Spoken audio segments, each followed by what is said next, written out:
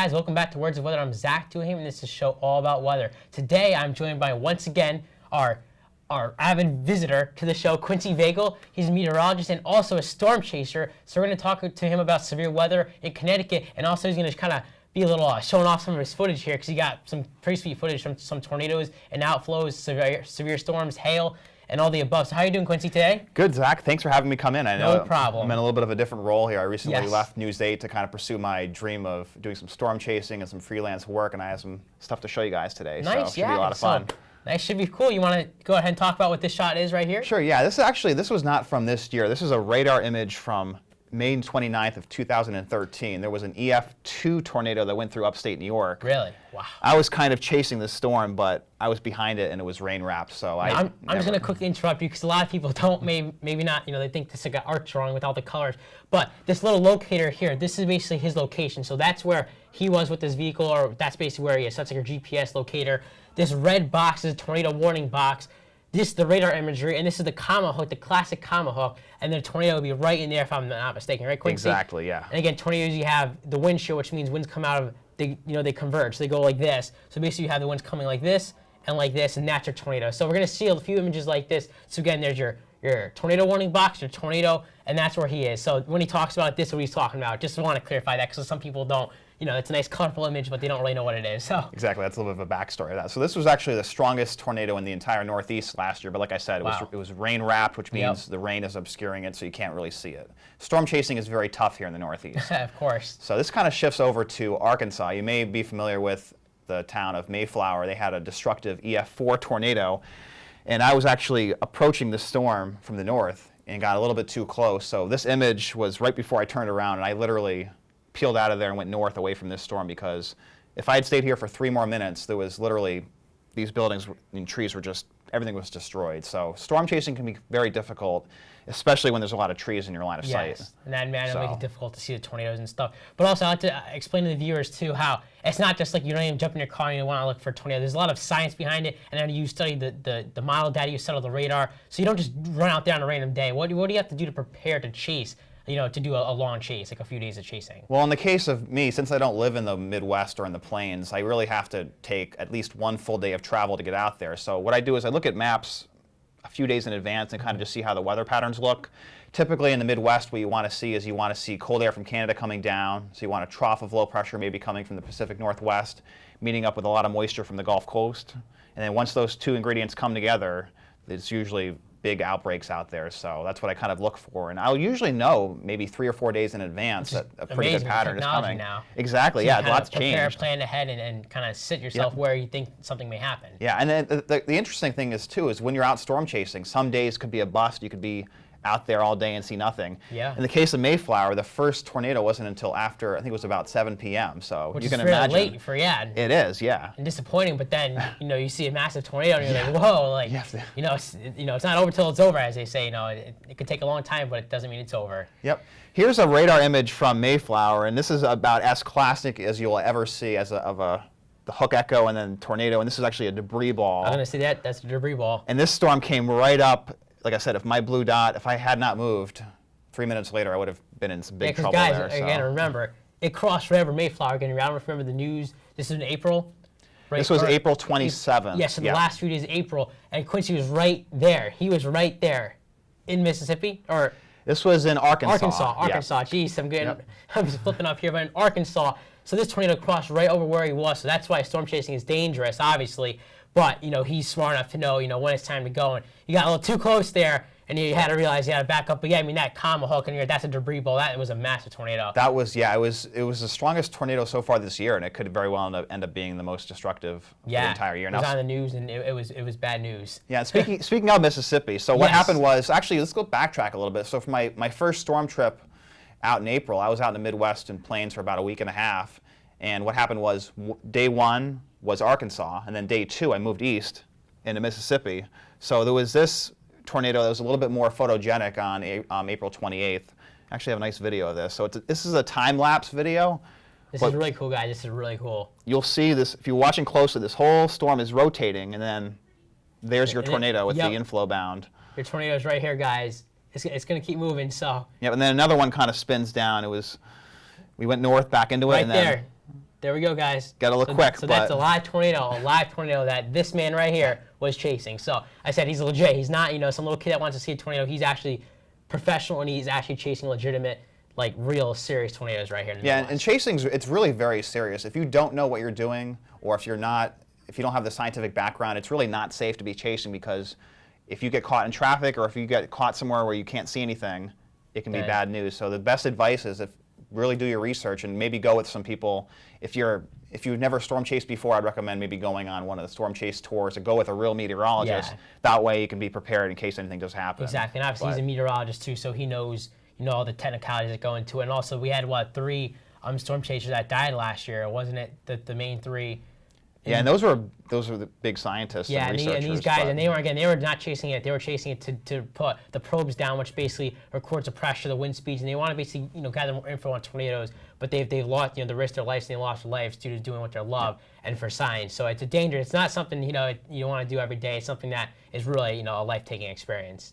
Yeah, and here behind me, this was actually, I went on a one-day chase trip to Ohio, and I got to see this one supercell. That was pretty impressive. So that's really cool. You can see the inflow coming out early in the video. That was amazing seeing that live. And there was on radar, I saw a little bit of rotation, and that's kind of why I was sitting here watching it, because if there was a tornado, it probably would have dropped on this little, where the inflow was. Yes. So basically, the winds come up and then out as a tornado. It obviously rotates, but it has to draw the air somewhere, so it draws it up. So that's when we talk about the inflow, the air flowing into the storm, and then obviously get the vortex forming, and that's how a tornado forms, right? Exactly. So I have a couple of pictures here. This was my second chase trip. This was out in Texas, a pretty nice supercell. It might be a little bit hard to see here, but this massive storm, and then again, right. Oh, sorry, it's okay. You have it right in there. The inflow. Show me where the inflow is. Yeah, the inflow is here. So I don't have a video from this right here, but you could literally see inflow into the storm. Yes. And there was a tornado warning on this storm, but a tornado didn't drop because the rotation didn't come down to the ground. So yes, there's a loft, not surface base, which is obviously good for them. Exactly. Case. Not for you maybe so much, but so Yeah, let's see what else I have here. So what happened here? I heard this little comical story. Yeah, it's a little bit of a learning lesson. So my third chase trip, so at the end of May, I had one storm trip. I came back for a whole one day, and then I went back out to Nebraska. My first time out there, and there's a lot of dirt roads, and I found myself on a dirt road that was kind of clay and dirt, and it started to rain, and I literally got stuck on this road, and I had to kind of shimmy my way out of there before I could eventually get out. And my whole car was covered in mud. Mud was plastered under the tires and under the undercarriage, and that basically, my chase day was kind of ended because of that, but it was a learning experience because I learned to maybe not take dirt roads with a car that's not four-wheel drive. Exactly, So. And also another thing I think you learned is chasing may not be the most glamorous thing. You wouldn't want to take your brand new Audi out there chasing a storm, and obviously you didn't, fortunately you didn't have it, but you can have hail damage, and there's a lot of things that can happen, so it's a safety concern obviously for your car too, but luckily it's just dirt, not hail damage or anything. Exactly. I mean, I'm actually, when I consider how many storms I've been through, I'm kind of actually lucky that I haven't had any real damage, but part of that goes back to the science and having mobile radar on my phone to kind of see where those storms are tracking, where the tornadoes are, and then where the hail is. And I think I have some hail footage on here, or hail videos in a little bit. This was also in Nebraska. This was a couple days later. Again, a very nice supercell, and there was probably an inflow bound over here. But in this case, you could see kind of like a green hue. Yep. There was a lot of hail. Classic green sky there. Exactly, yeah. That's sometimes indicative of hail, and there was actually a large hail core that was near this storm. Really? So eventually I saw hail that was, it might be hard to see here, but almost as big as a golf ball. So. Yeah, so you're talking hail, this big. Yeah, wait, here we go, that big. So that's a big chunk of hail that, if it falls on a car or falls into someone, it's going to hurt. It's going to leave a mark. So it will, yeah. Careful. Golf ball is basically the threshold where you start seeing damage. So as soon as I saw this, I pulled off the road and I let the storm kind of just move in front of me because at that point, I didn't want to risk smashing a windshield or anything. So that's pretty major, obviously. So exactly. Let's see here. So then, that's a nice shot of the lightning. Wow. That's this was a very tough chase, probably my toughest chase in Kentucky because I was near a tornado-warned storm that actually did drop a tornado, but tons of trees. It got very dark. It was almost nighttime, but I did get this one screenshot. But you can't really see it here, but there was either a funnel cloud or a wall cloud that was off to the side over here. Yeah.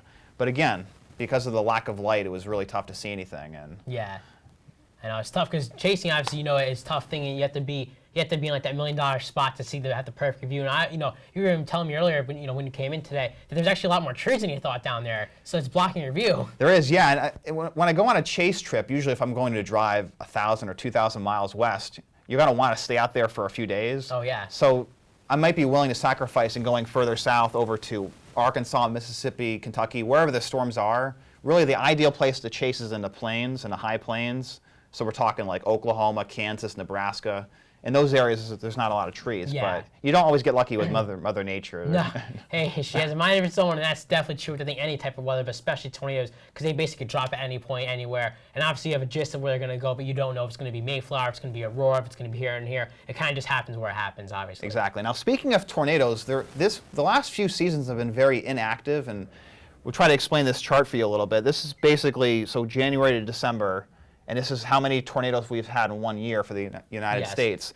This year, we've actually been at a very low pace. Almost every year since 2005 has had more tornadoes at this point. Yes. So it's been actually a relatively inactive season. I'll show you one more graph here. So the average amount of tornadoes is up here, and so far we're below about 40% below average. So we're getting a little low here now. Do you think that it's just because, I mean, we have a slow spring, and that's obvious. We had a slow start. El Nino may be affecting, which people are saying that could give a jet stream split, which means not as many not as many storms going across the heart of the country. But do you think this would last through the season, or do you think you're going to eventually see a kind of like a ramping up of tornado? Well, that's a very good question. So the heart of tornado season is usually April, May, and June.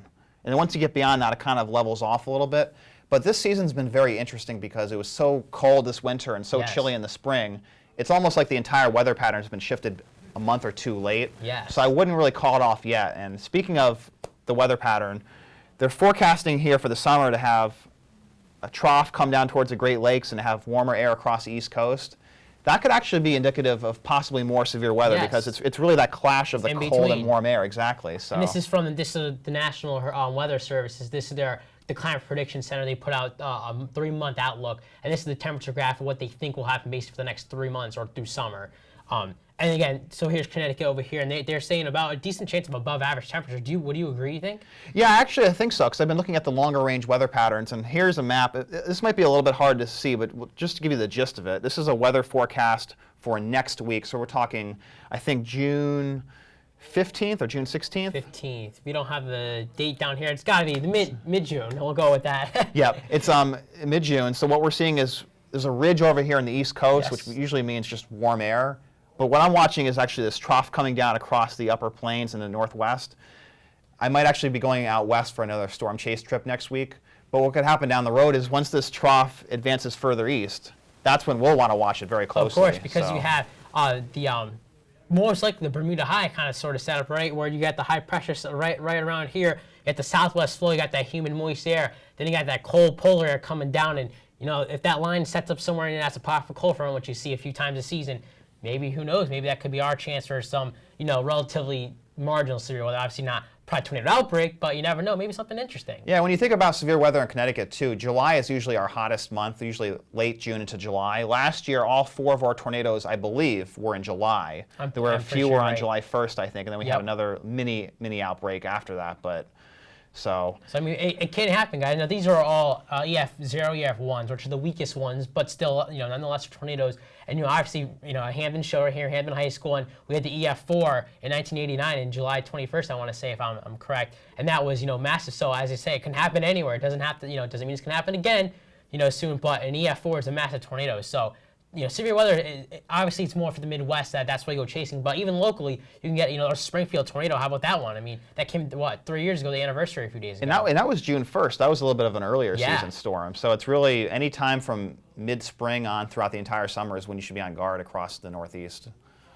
Nice. Well, so are we good? I think so, yeah. We talked a lot of severe weather. So again, doesn't mean there's not going to be a lot of tornadoes this year. It just means it could be a slow start. I'm not saying it's going to be a record season. Obviously, we're below average, but as Quincy said, things could happen, and with the slower pattern, you never know if things could form. And around here, we still have to watch out, right, Quincy? I mean, you still have to keep a guard on us. Yeah, keep a guard. Take warning seriously because all it takes is one storm to do a lot of destruction. So. And that's for severe weather, hurricanes, anything with weather. All it takes is one storm. And again, it may not happen here. Maybe it's in Wallingford, maybe it's in Meriden, close by. But if you have family relatives there and they have a tornado there, it may not affect you, but it could affect them and relatives and friends. So that's why severe weather is very obviously dangerous, and you have to stay tuned when there's warnings. Take them seriously. I tweet them out. Quincy will tweet them out. I would say I know, and that's one thing with severe weather. You got to take everything seriously, even around here. Very well said. So. Yes. Well, guys, I have to wrap it up here, guys. So thank you, Quincy, for coming out again. Thanks again for having me. Yep. Yes, and hopefully we'll be keeping in touch throughout the summer. This is my last few shows here at Hampton High School, as I'll be going to WestCon, where this young gentleman graduated a few years ago, and hopefully pursue my dreams in meteorology. But for this time, I'm Zach Duhaime, See you and next this is time. the Words of Weather.